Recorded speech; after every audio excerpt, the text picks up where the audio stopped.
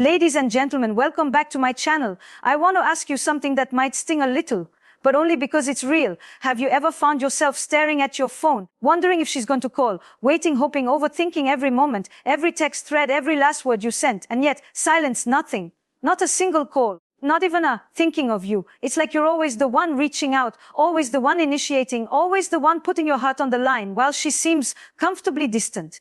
Now, maybe it started off differently. Maybe at first she was sweet, warm, curious about you. You saw her light up when she spoke to you. You felt it, that spark. And slowly it dimmed. Slowly, the good morning text disappeared. The check-ins became shorter. And now it feels like you're chasing something that used to feel effortless. But here's what I want to tell you. Lean in for this. What if I said the problem isn't that she never calls or texts you first thing? What if the real issue is how you've been trained to respond to it? Because men, you don't have to keep pouring yourself out to someone who only offers you crumbs in return. You don't have to keep chasing love when it should be walking beside you. If she never calls or texts you first, there's a reason.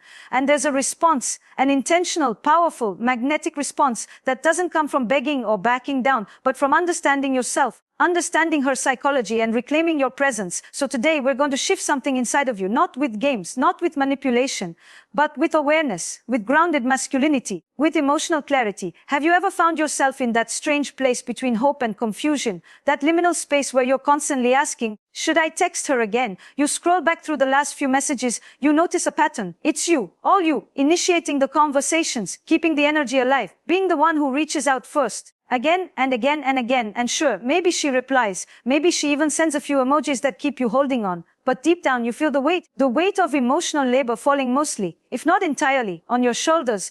And here's what I want to gently ask you, why are you okay with that? There's something tender and human in wanting to be pursued, to feel desired, not just for what you offer or what you can provide or how stable you are, but for your presence, for your soul. And yet, we live in a world where many men have been conditioned to function emotionally in relationships. You make the plans, you send the check in texts, you carry the weight of connection. And when she doesn't match your energy, you blame yourself. Maybe I wasn't interesting enough. Maybe I said too much. Maybe I came on too strong.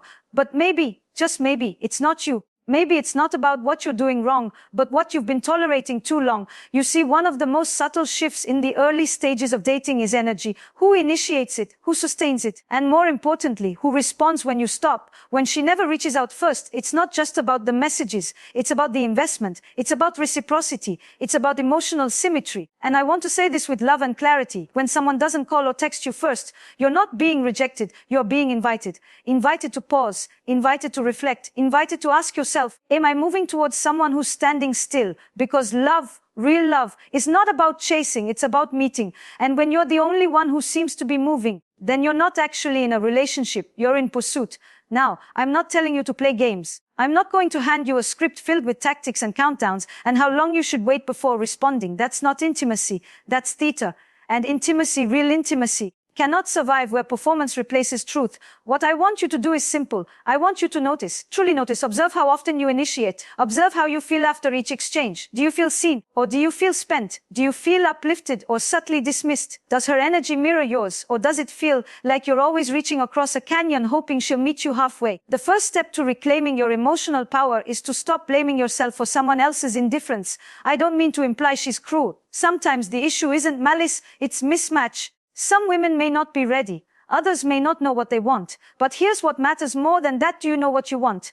And this brings me to the heart of the matter. Why it hurts so much. When she never calls or texts first, what stings isn't the silence. It's the story we attach to the silence. The part of us that whispers, you're not important enough, or you're the one who always cares more. It activates an old wound, one that goes deeper than her, one that might trace back to a time when you had to prove yourself to be worthy of love, when you were taught that affection was earned through effort, through persistence, through sacrifice. But love, my dear listener, does not have to be chased to be real. In fact, the more we chase, the more we lose the very thing we're longing for, mutual desire. So what do? You stop, not with bitterness, not with resentment, but with clarity. You stop reaching out for a little while. You give her the sacred space to show up. Or not. And this isn't about teaching her a lesson. It's about learning your own. About seeing who's really there when you're no longer carrying the full emotional load. Because if she cares, she will feel your absence. She will notice the shift. She will reach. And if she doesn't, well, then you have your answer, not from her words, but from her silence. And sometimes silence is the most honest thing a person can offer you. I want you to feel what it's like to be chosen, not just tolerated, to be pursued, not just accommodated. And that starts with remembering that your value does not rise or fall based on how many texts you receive in a day. Your worth is not determined by her attention. You are not a placeholder. You are not a backup plan. You are not someone she keeps on the shelf until she's bored or lonely or curious. You are someone with depth, with heart, with value. And when you treat yourself that way, others will too, or they won't stay. So stop texting first, not out of punishment, but out of peace. Watch what happens. And more importantly, watch how you feel. Because the moment you stop chasing is the moment you start choosing yourself. Now, let's take that clarity a little deeper. The moment you begin to pull back, not as a strategy, but as an act of self-honoring, you begin to see the space between you with new eyes. And in that space, something powerful is revealed. Truth. Not the kind of truth you find in words, but the kind you find in absence. Who calls when you go quiet? Who misses you when you're no longer conveniently available? You see, many men fear this silence. They fear that if they stop texting, they'll be forgotten, that their absence won't matter, that what they've built, even if it's fragile, will simply dissolve. But let me ask you gently, what are you afraid of losing? A one-sided connection, an illusion of closeness built on your constant effort. There's a difference between fear and intuition. Fear says, keep trying. Don't stop or she'll slip away. Intuition says, this isn't nourishing you. Let her come to you. One pulls you into anxiety. The other guides you into peace. When you constantly text her first, you are setting a rhythm that she hasn't agreed to match. And this isn't just about phones and messages.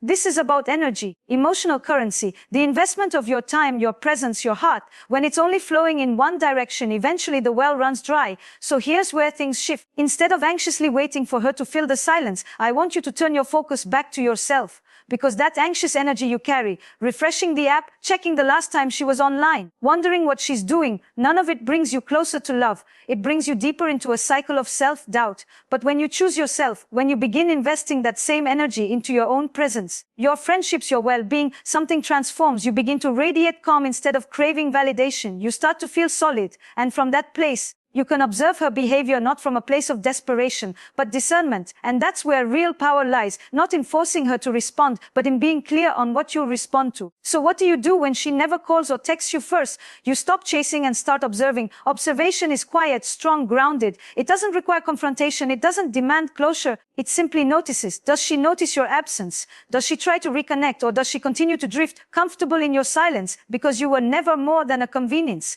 And if that's the case, can you hold that truth without trying to fix it?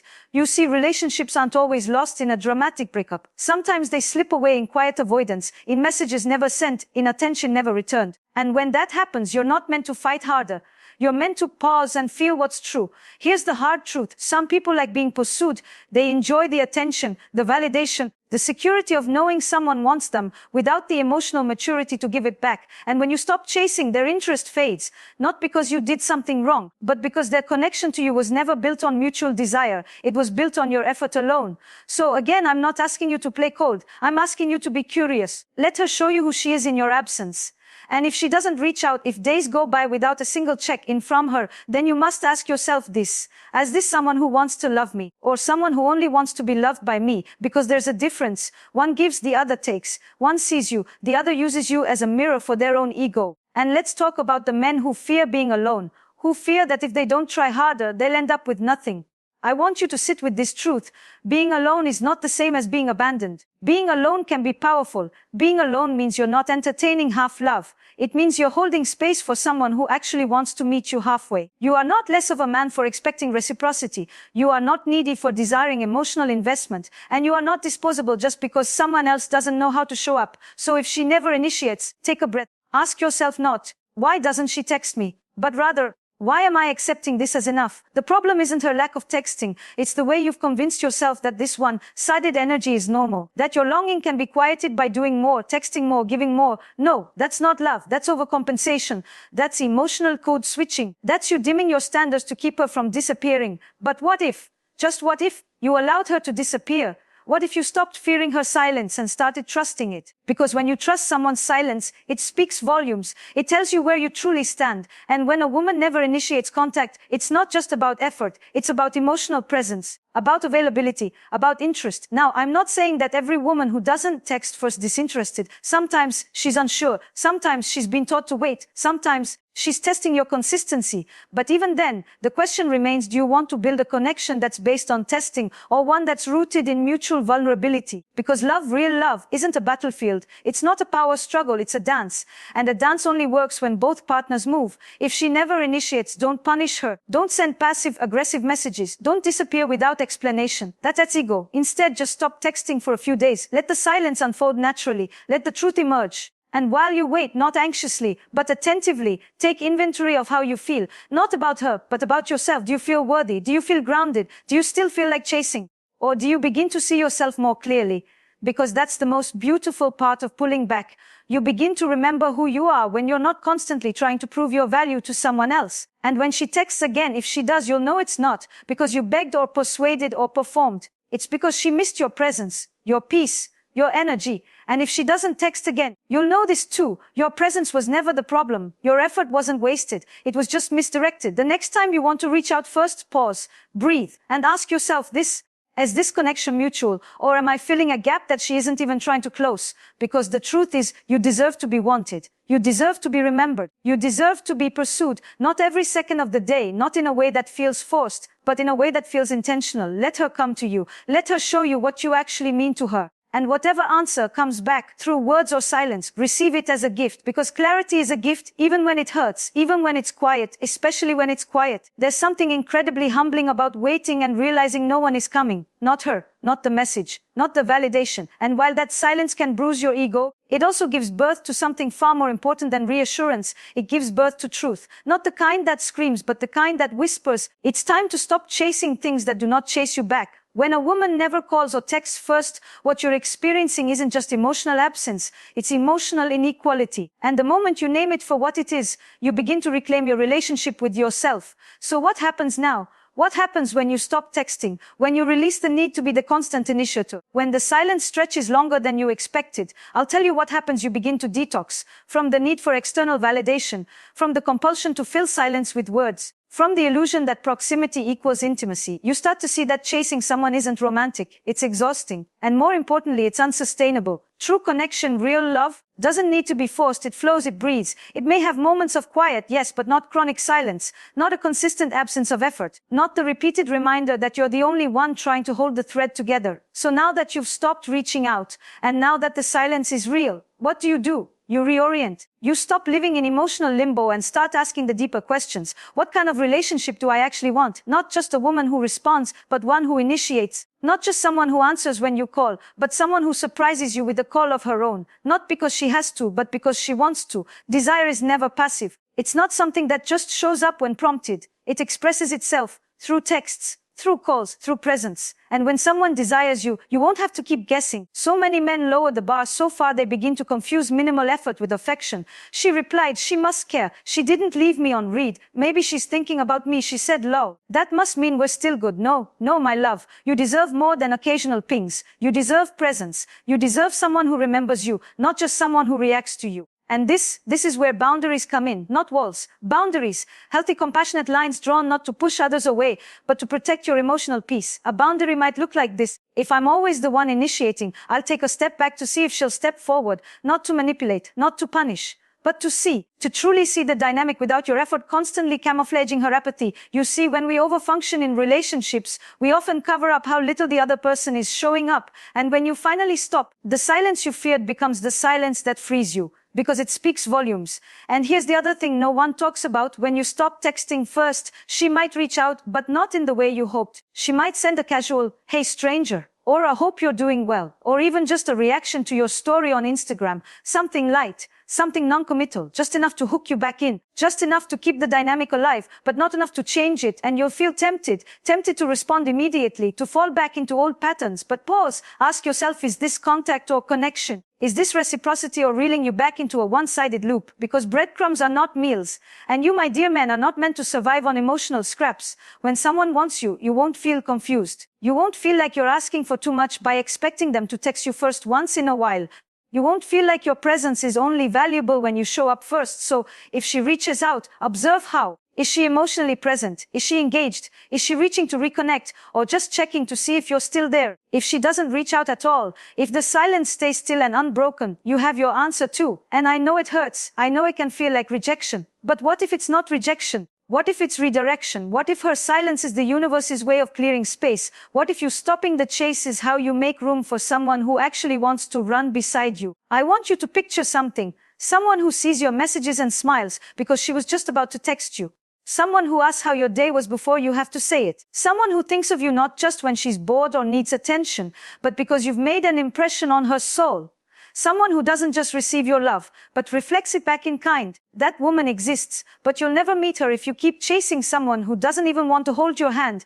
You are allowed to want to be loved out loud. You are allowed to be missed. You are allowed to be the one who receives affection, not just the one who gives it. So take this moment not as defeat, but as a turning point, a reawakening, a quiet revolution in the way you view your role in love. This isn't about her anymore. It's about you, about what you accept, about what you require, about what you will no longer settle for just to feel like someone's second choice. Because the moment you decide that your energy is sacred, that your presence is a gift, and that your time is not to be wasted on emotional crumbs, that's the moment you stop chasing and start attracting. You attract differently when you're no longer starving for attention. You love differently when you're no longer trying to earn every drop of care. You show up differently when you believe that the right woman will not only text you back, she'll text you first. There's a shift that happens the moment you decide to stop performing for affection. A quiet unraveling of all the little ways you've tried to be enough. All the times you softened your needs, dimmed your light, made excuses for her distance, because you were afraid that if you stood fully in your truth, she might walk away.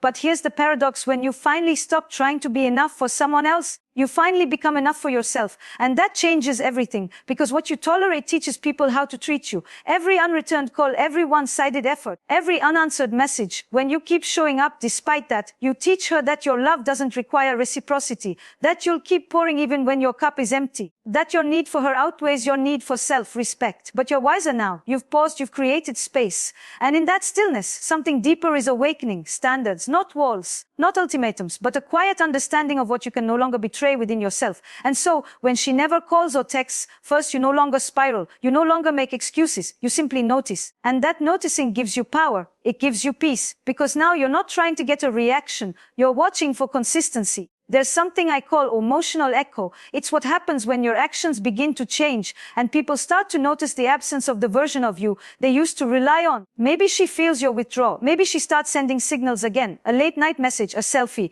a compliment. These little gestures that sound like reconnection but may simply be a reflex. You'll feel that magnetic pull, that desire to believe she misses me, she's coming back, and maybe she is. But before you respond, ask yourself, what is she returning to? Because if she's returning just to soothe the discomfort of your absence, but not to change the pattern of her presence, then nothing's changed. Affection without effort is sentiment. It doesn't build relationship. It builds confusion. And you don't need more confusion. You need clarity. Here's the truth: love is not proven by longing. Just because someone misses you doesn't mean they're ready for you.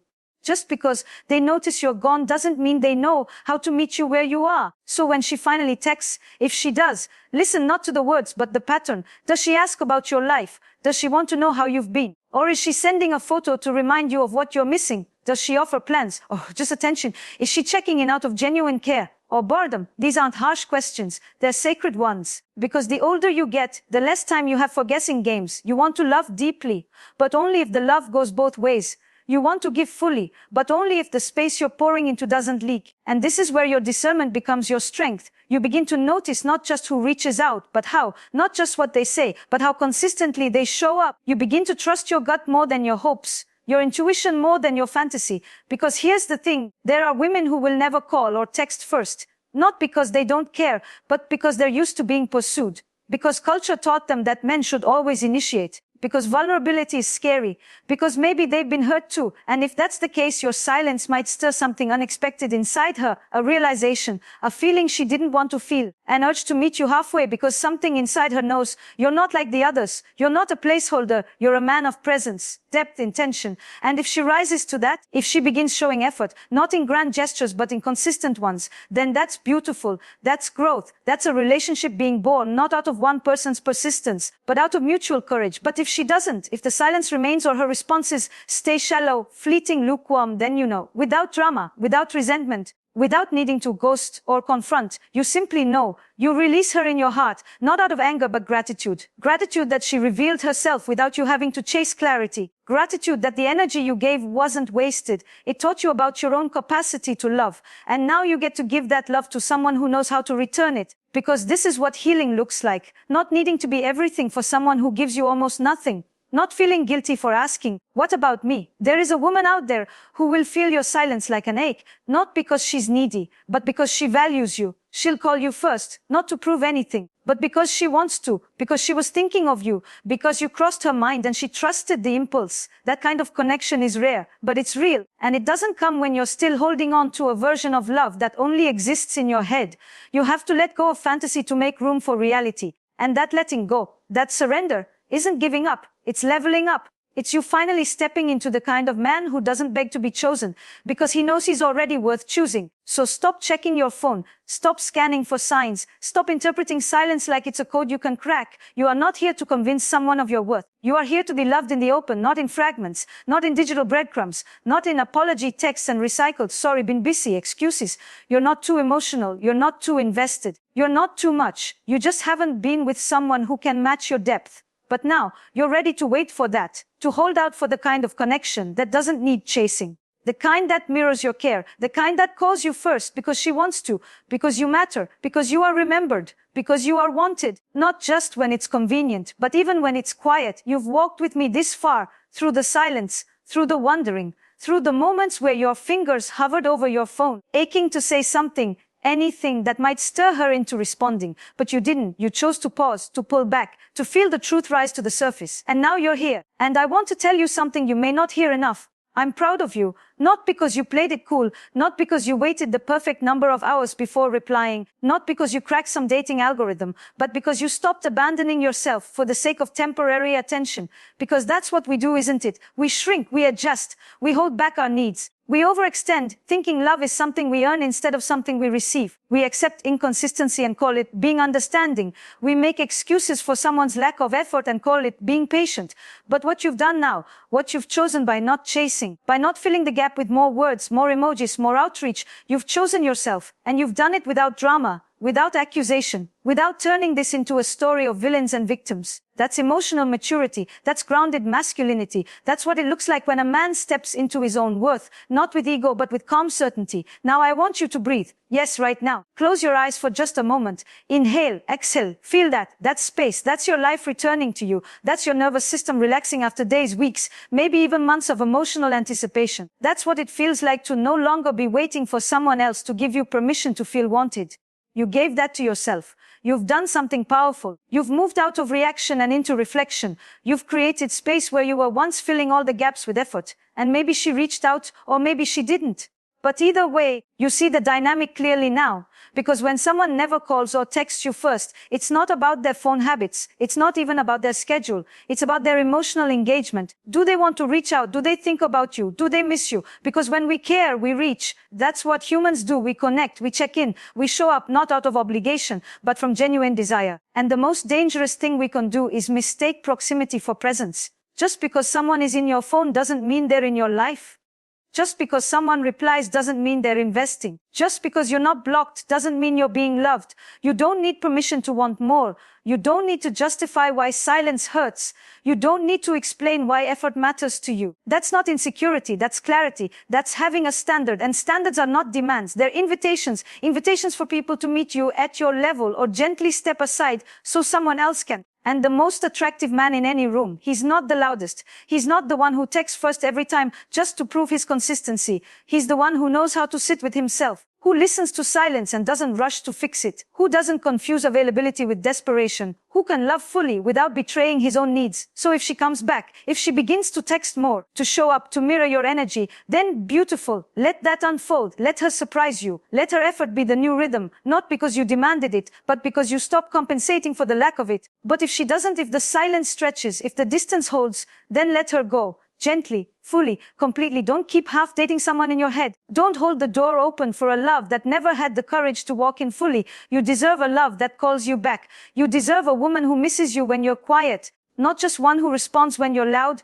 You deserve to be someone's first thought, not their fallback. And the best way to attract that kind of woman, Be the man who lives in truth, not performance. The man who values connection, but doesn't need to chase it. The man who initiates with intention, but also receives with grace. Because love isn't a game of who texts first. It's a reflection of emotional generosity, of curiosity, of effort that flows both ways. So, to every man who's ever waited on a reply that never came, to every man who's questioned his worth because someone he cared about seemed indifferent, to every man who's been ghosted, breadcrumbed, or left hanging, you're not invisible, you're not too much, and you're not alone. There is a woman out there who is emotionally ready, available, and awake. She will not need convincing. She will not make you prove your value over and over again. She will call you first, not because she feels obligated, but because she wants to. Because thinking of you brings her joy. Because you've created space for a relationship, not a performance. So keep that space sacred, protect it, nurture it. And the next time you find yourself wondering, why hasn't she called? Why hasn't she texted? Don't let anxiety lead. Let clarity lead. Let intention lead. And most importantly, let your value lead. Because the truth is, the way someone shows up for you in the beginning often tells you everything about how they'll show up for you long term. Choose peace over pursuit. Choose mutuality over maybe. Choose yourself. Because when you do, everything begins to change. And love, that true, full-bodied, soul-nourishing kind of love, finally has the space to arrive.